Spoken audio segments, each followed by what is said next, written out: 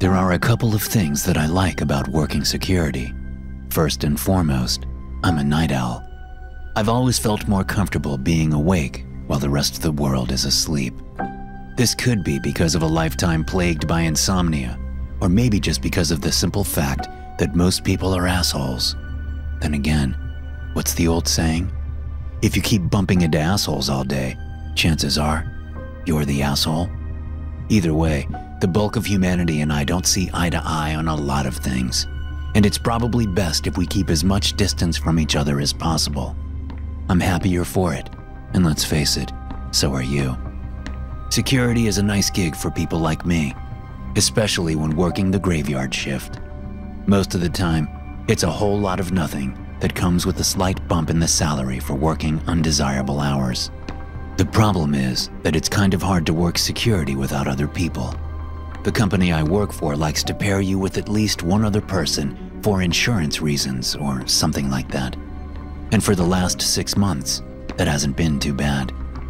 They paired me with a college kid named Ethan, who mostly sits in his chair and sleeps all night while working on his PhD in criminology during the day. I don't bother him, and he doesn't bother me.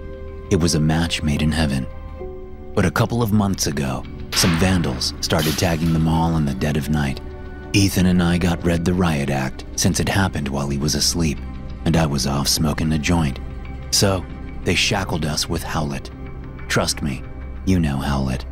It's impossible to go through life without ever encountering him.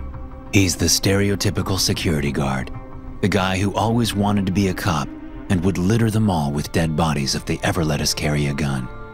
Something that Howlett spends half of the shift constantly bitching about. I do my best to diminish my thoughts of Howlett as I step into the mall, knowing that I'll have the rest of the shift to gripe about him quietly in my mind.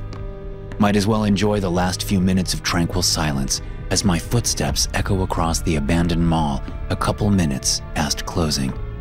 Grumbling, I adjust my uniform. Since they made Howlett supervisor, he's insisted that we wear the ties and badges that come with the uniform. Frankly, I prefer looking as little like a cop as possible.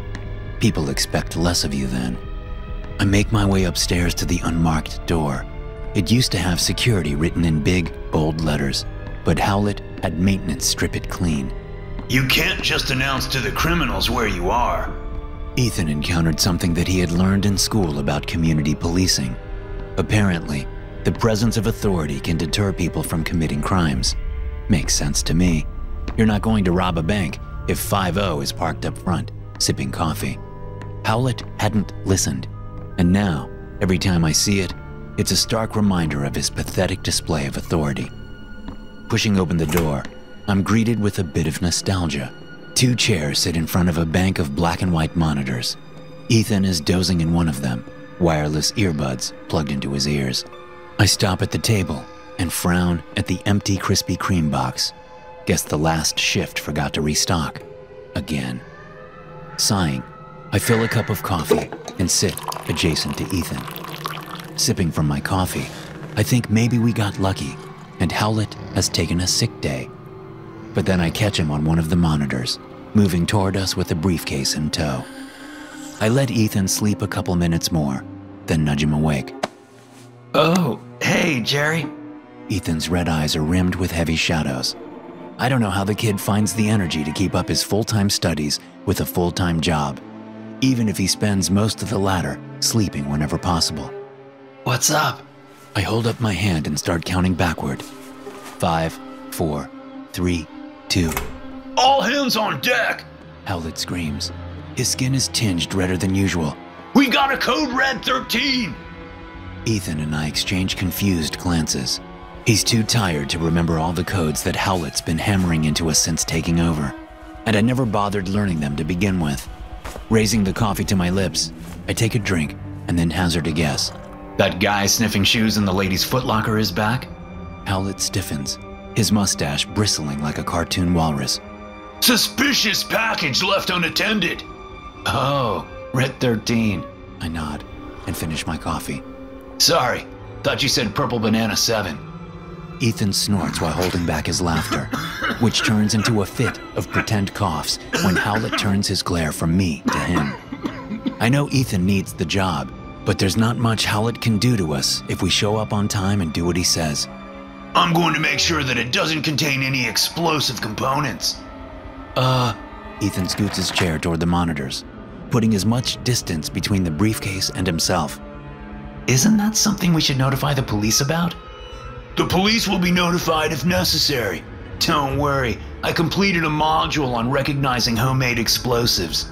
Until then, I need one of you to secure the perimeter. On it, I say, and stand from the chair, Ethan shooting me an envious frown. We do whatever we can to avoid Howlett, and I'm usually quicker on the draw. He nods to me as he carefully places the suitcase on the table between the coffee pot and the empty box of donuts. As soon as the door closes, I flip him the bird and slide down the railing of the escalators to the ground floor.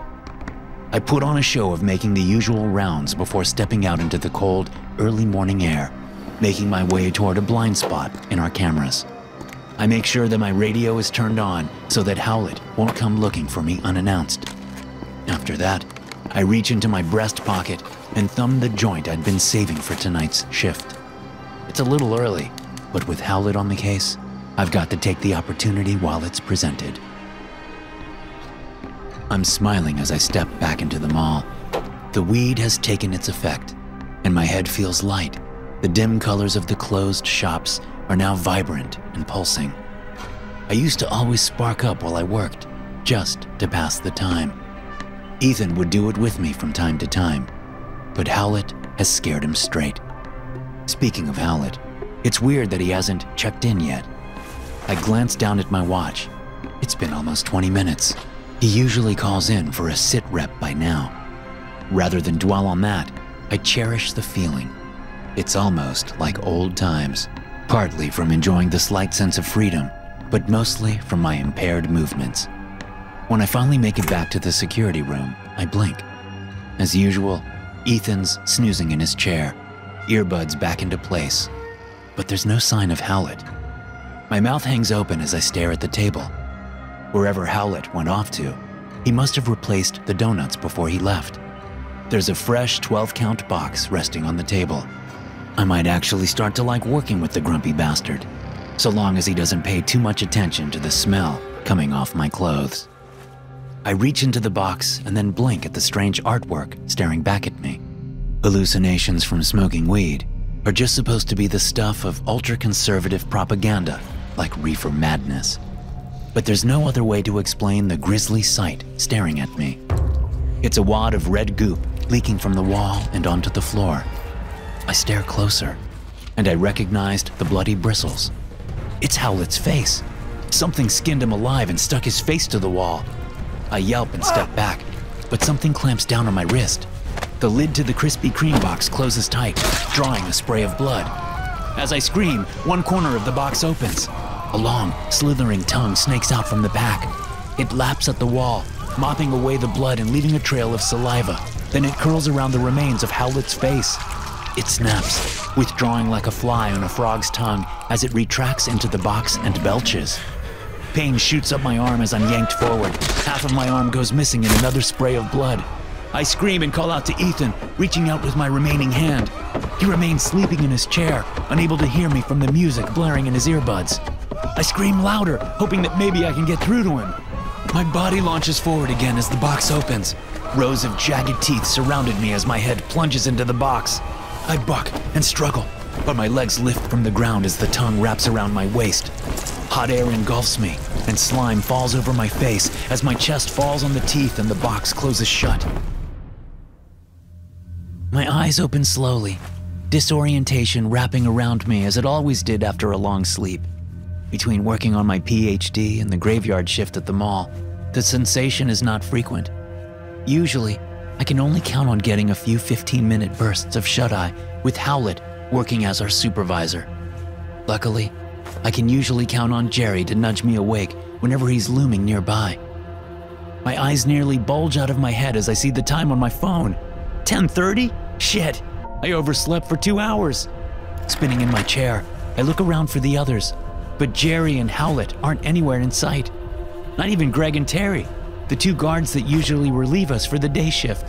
The last thing I remember was Howlett prattling on about the suitcase and turning on some music to drown him out. I must have nodded off. I don't have time to worry about that. I've got a presentation due in an hour, and I can't afford to miss it. Glancing around the room, I look for my book bag and swear when I can't find it. I relax as I see it resting on the table next to the coffee pot. When did I put it there? There's no time to wonder about that either. Stepping up to the pot, I pour myself a quick cup from the few remaining dregs, frowning at the burned smell. No one's refilled it in hours. Beggars can't be choosers, I remind myself, and pour in large quantities of cream and sugar. I gag after swallowing, the sweetness not enough to mask the burned scent, but the caffeine dusts the cobwebs from my mind. Hefting my backpack over my shoulder, my whole body sags. The textbooks for my class load are never light, but they're heavier than usual today, probably from a night of sleeping in my chair. Forcing it out of my mind, I head toward the door, thinking about the presentation. I swallow, picturing the hundreds of eyes that'll be on me, my stage fright already rearing its ugly head. I freeze as hot breath lands on my neck, followed by a burp. I spin on my heel, slowed down by the heavy contents of my bag, but there's nothing behind me. Sighing, I shake my head and head off to class, praying I'll make it in time. SCP-101 appears as a satchel or bag of intermittent size, with observations ranging from an opening of 15 centimeters in diameter to 70 centimeters in diameter.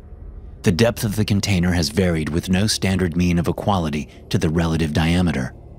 The primary feature of SCP-101 is what appears to be a semi-humanoid mouth contained within the opening of the bag, with a mean standard of 31 centimeters of depth into the container, without more than 2 standard deviations of variance, regardless of the apparent external depth of the container.